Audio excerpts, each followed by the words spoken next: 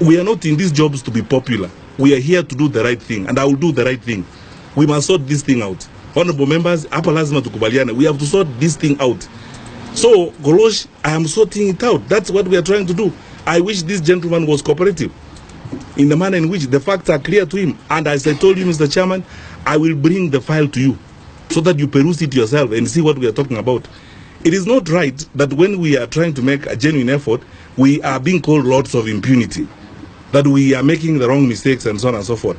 None of these, even our colleagues in the media who are reporting this matter, none of them has gone through the facts that we are putting before them. None of them has asked the very basic questions. Now, I want to see what the Law Society of Kenya is going to do, and the judiciary, now that the officers have actually lied on oath, filed affidavits in court lying.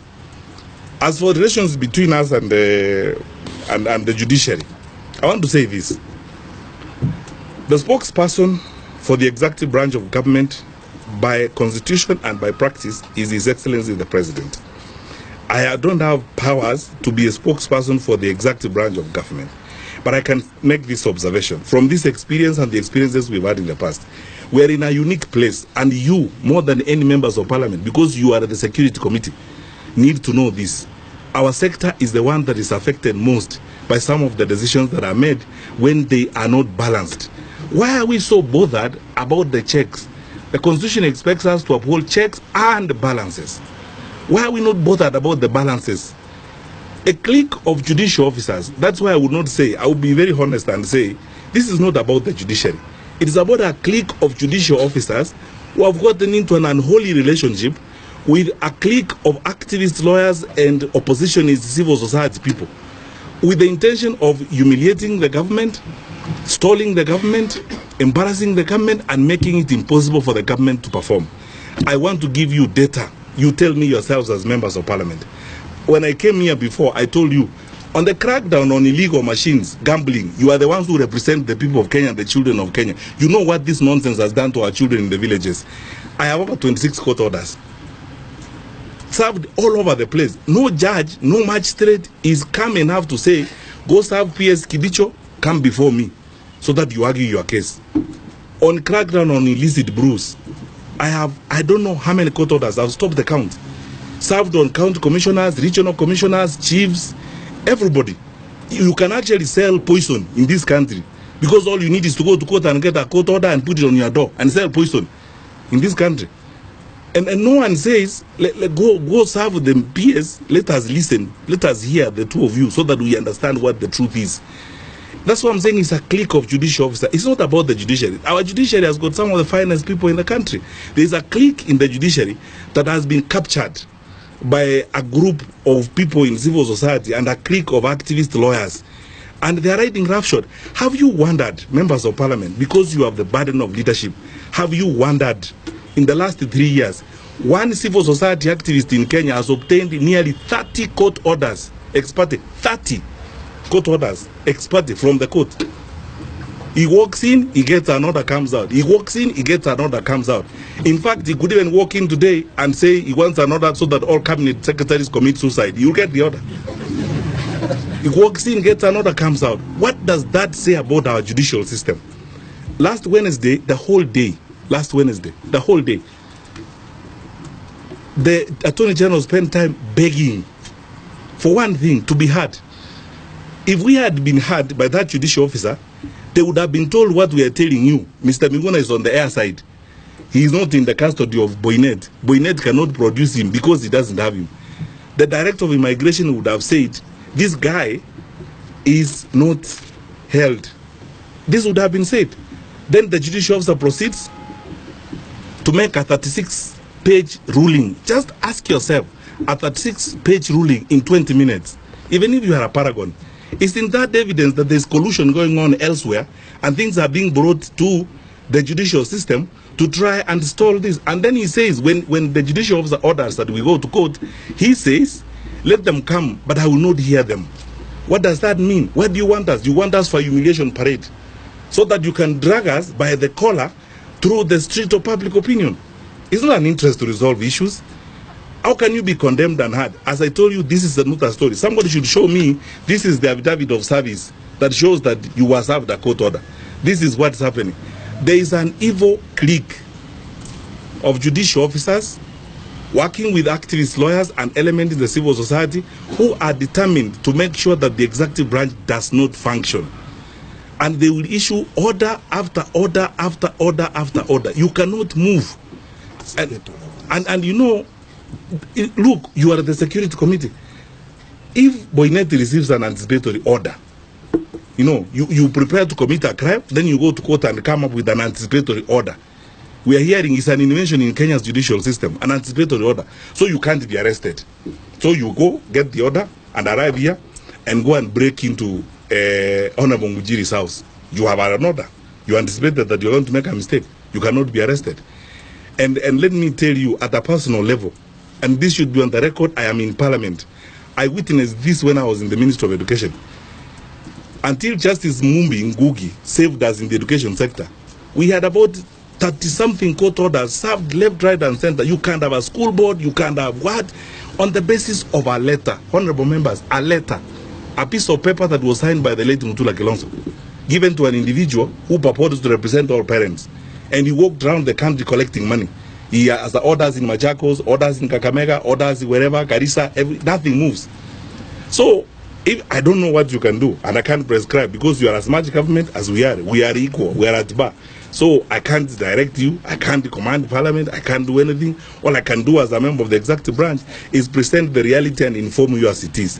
And you, more than anyone else in the security sector, to look into this and see how best this will facilitate or inhibit the management of security in the country. Because if you give an anticipatory order to a criminal, Boynet is not going to arrest the criminal.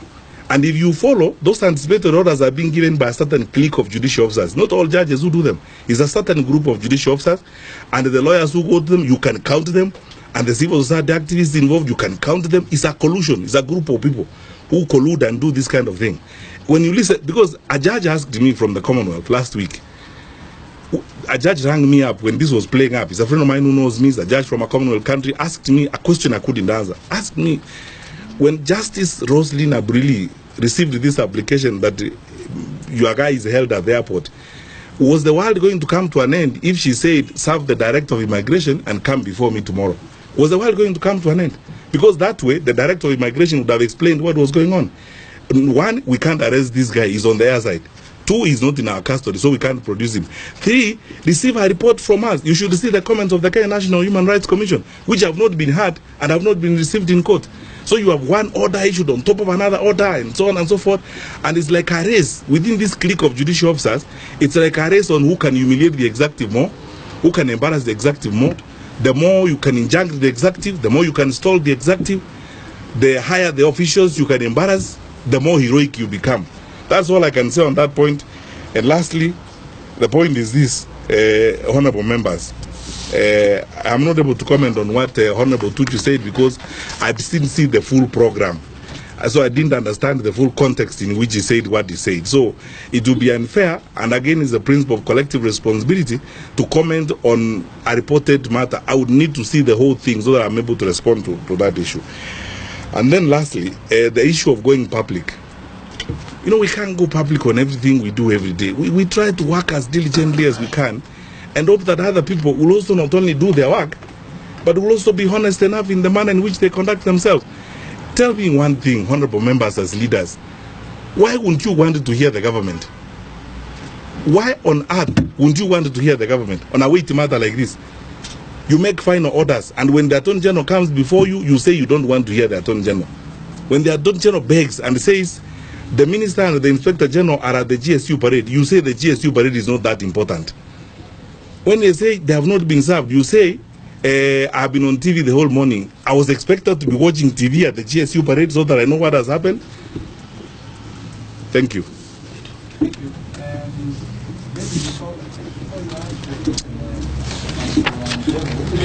I want to recognize the presence of and then we have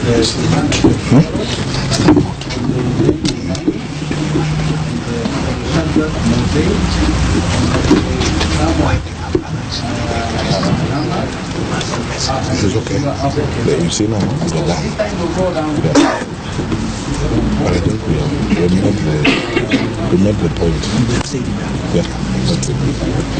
This question of renouncing, does it mean physically? Whether it means speaking the documents back? Renouncing. You will respond to that.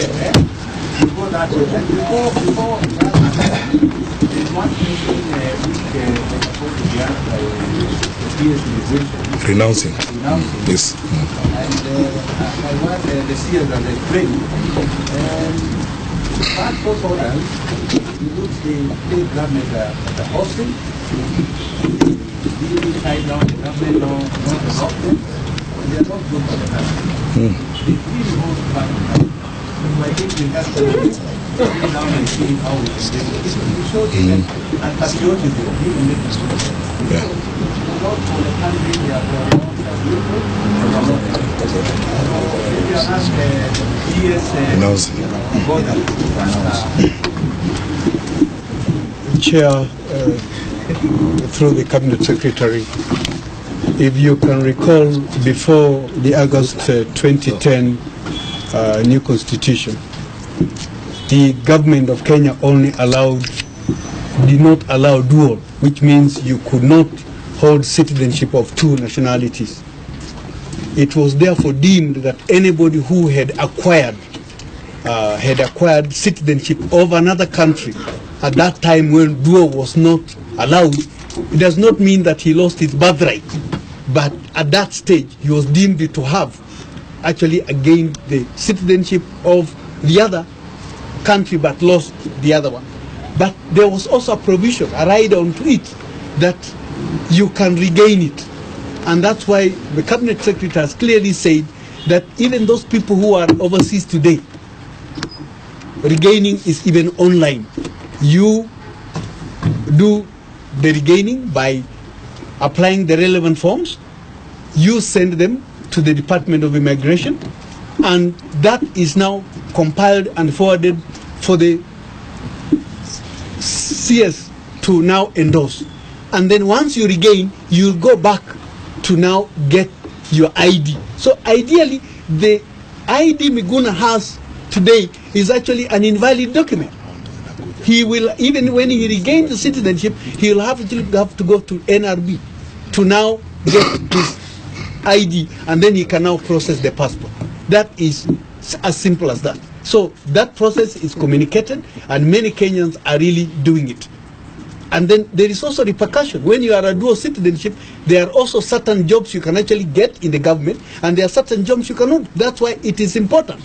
Even after the 2010 constitution, when you are a dual, you are supposed to declare so that the government will know where to engage you. I mean, you may probably not be engaged in security because you are a person who is two-legged. So we cannot really entrust you with a number of things. So there is also a rider to that when you become a dual citizen. So I think that is the only way I can explain it, Chair. Yeah, very much important. The way I'm learning from Gordon is that even amongst leaders and in different government offices, there's a lot of negligence and also ignorance, because even if he was allowed to stand as a governor of Nairobi, what really could have happened, really? You know? There's a lot of negligence. Yeah? Issue documents which are not supposed to be issued. Yes. Allowing people to be doing things which are not